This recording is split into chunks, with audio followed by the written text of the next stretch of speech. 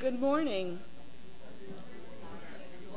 Welcome to the Unitarian Universalist Church of Corpus Christi. I'm Sharon Shapiro, and I'm honored to serve as your worship associate this morning. We welcome you to our worship service celebrated here each week, mindful of the principles of our free faith. To describe a little about what Unitarian Universalism is, today I will share with you some words from Natalie Fenimore. Unitarian Universalism is a big faith, and we have a big message, that there is one spirit of life that moves within and between us and calls us to care for each other. Our faith celebrates the beauty, diversity, and goodness of all creation, all life. We believe in love and compassion for all, and in using our best learning to make the best choices we can. For our chalice lighting today, we have Peyton, who will be lighting our chalice while I read you these opening words. Though you have been warned and given plenty of explanations, reasons to do otherwise, you have persisted to claim a life of joy and justice, to carve out this time, this space for renewal of your own heart.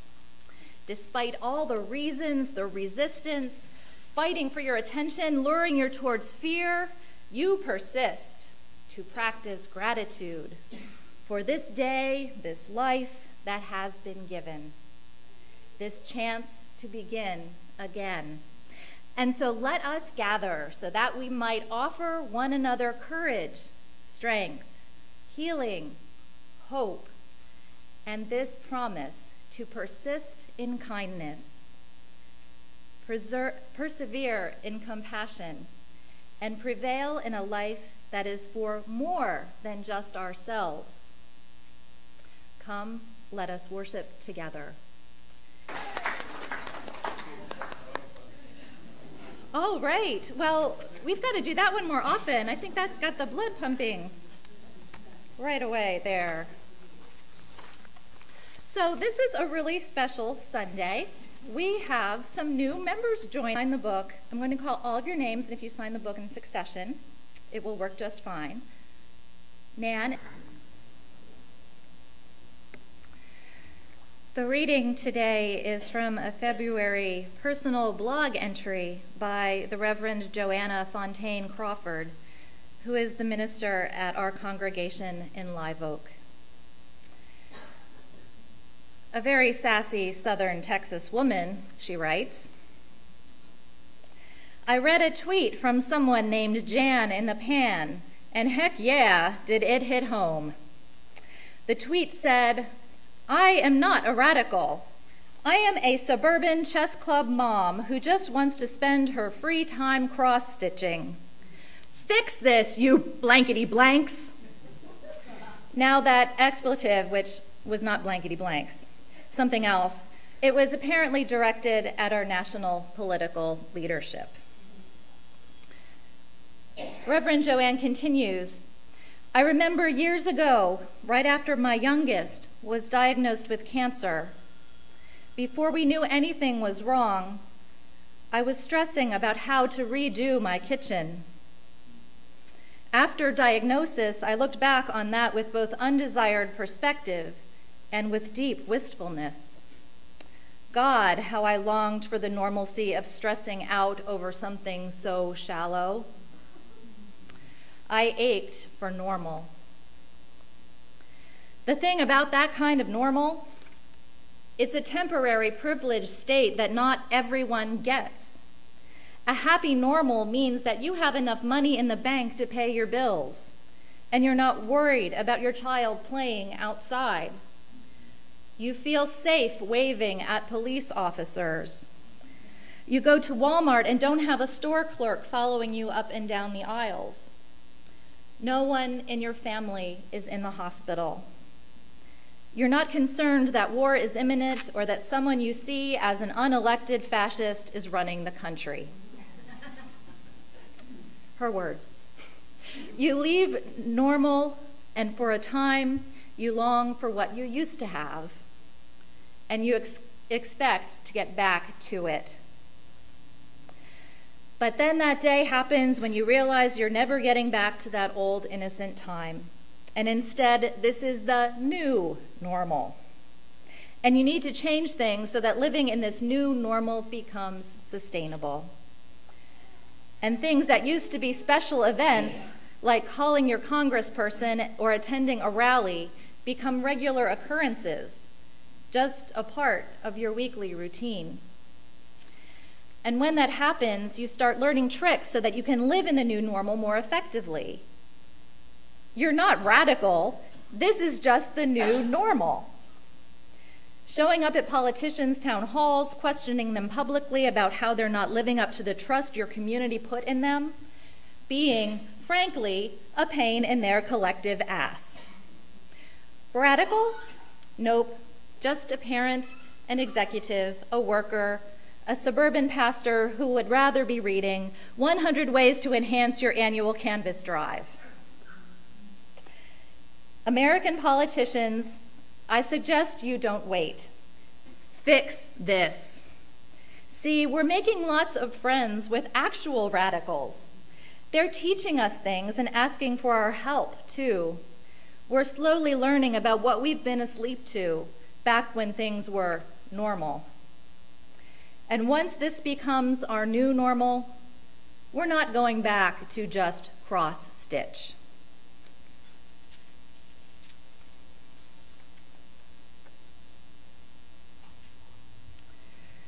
So, apparently, it's all about getting used to the new normal.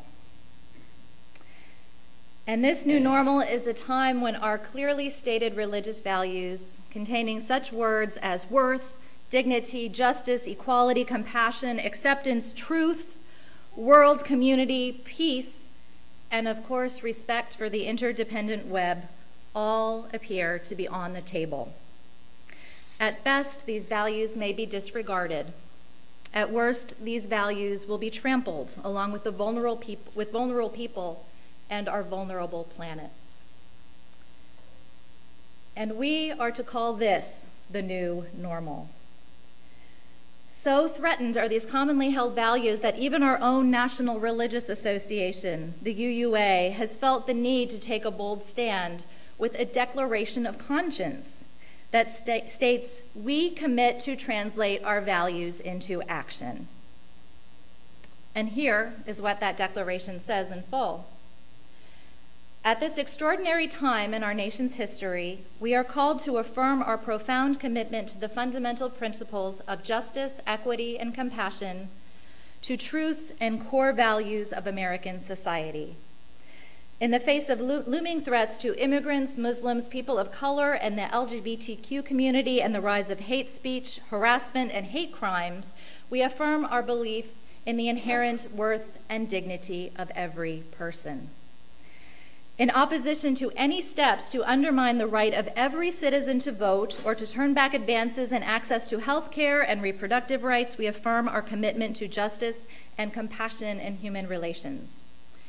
And against actions to weaken or eliminate initiatives to address the threat of climate change, actions that would threaten not only our country but the entire planet, we affirm our unyielding commitment to protect the interdependent web of all existence. We oppose any and all unjust government actions to deport, register, discriminate, or despoil. As people of conscience, we declare our commitment to translate our values into action as we stand on the side of love with the most vulnerable among us. We welcome and invite all to join in this commitment for justice. The time is now. That's the end of the declaration. So this declaration actually says we will oppose any and all unjust government actions. Those are fighting words, if I heard any. That's our National Church Association talking. They're saying we will be in opposition to the government regarding certain matters if certain things happen. So to me, that sounds like there's lots of potential there for acts of civil disobedience. Now, that said, because our congregations are self-governing, our National Association can't force us to do anything. They can't really make us do anything at all that we don't want to do. They just don't have that kind of authority over us. But they can recommend, and they can urge, and they can cajole, and they can ask really, really, really politely. But yet when I read their words about opposing unjust government actions, I personally don't find anything to disagree with. When my religious values are threatened and vulnerable people and our planet are threatened, my humanity and my religion tell me I need to be part of the opposition, or the resistance, so to speak. To me, it seems like the only appropriate response.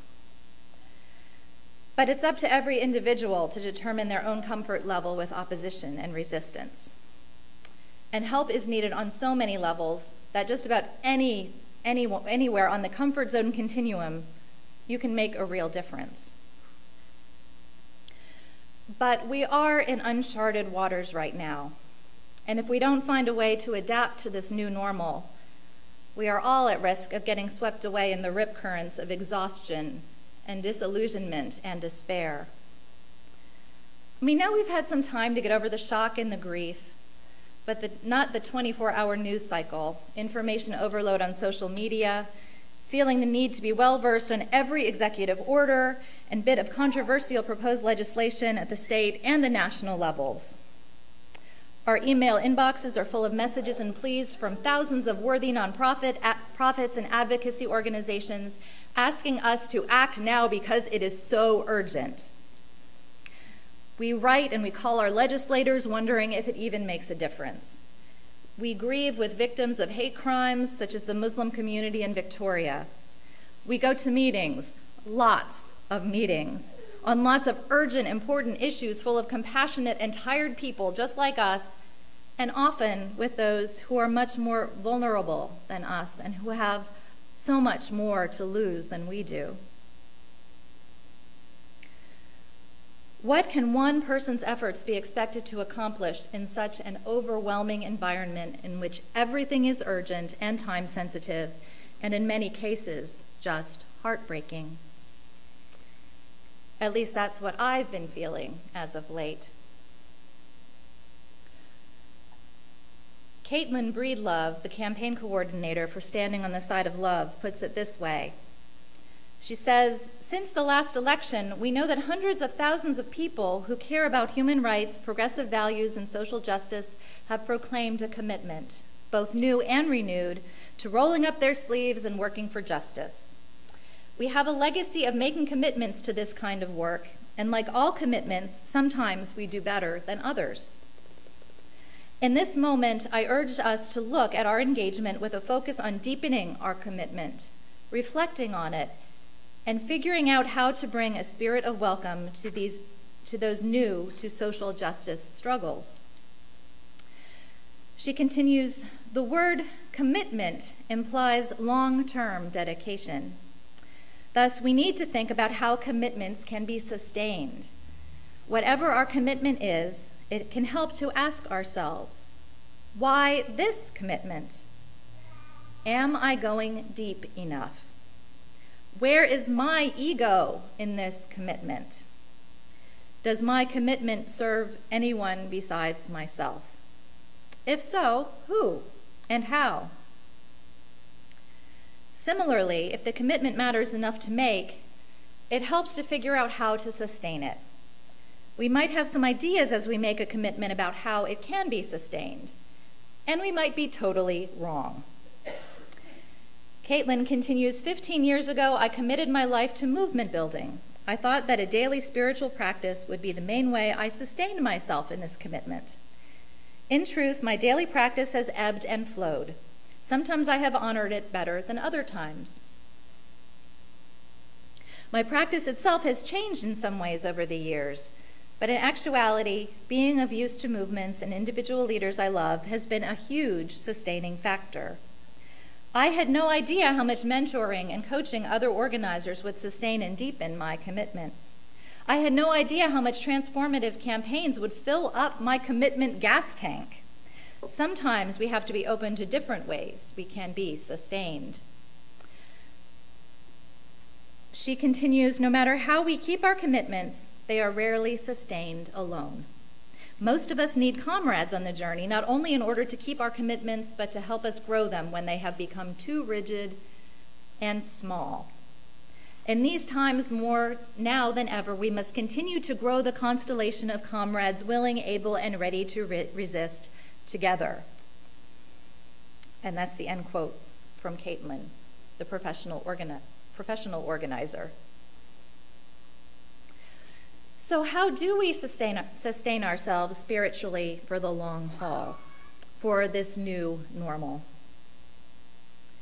One resource in an article called Finding Steady Ground says when we're in bad shape, our power is diminished. We're less creative, more reactive, and less able to plan strategically. If we intend to stay active and effective in this world, we have a responsibility to tend to our spirits. Now, this source recommends several behaviors. The first is making conscious decisions about when and where to get news, and then making conscious decisions about what to do after receiving this information. You can see how this advice may help break up an unending cycle of bad news and reactivity that can eventually become an obsessive downward spiral. Instead, taking in news consciously and processing it consciously can lead to a more constructive rather than destructive path.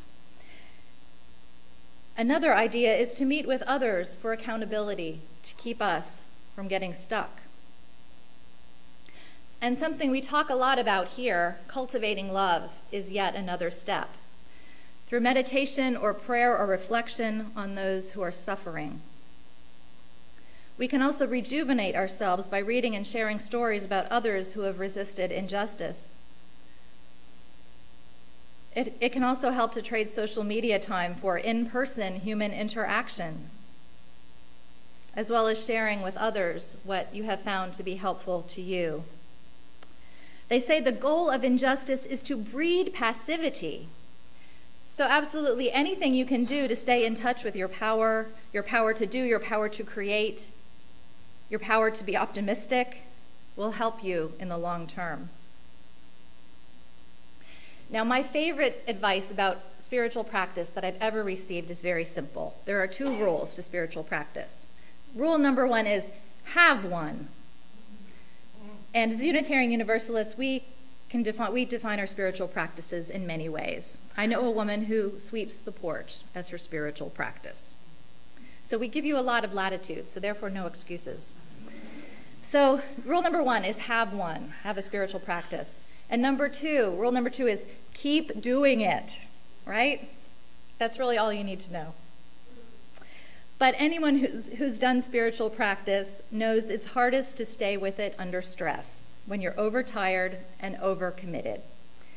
So it's hardest to do spiritual practice when you absolutely need it the most. Our folks at Standing on the Side of Love also have some concrete spiritual reminders for us.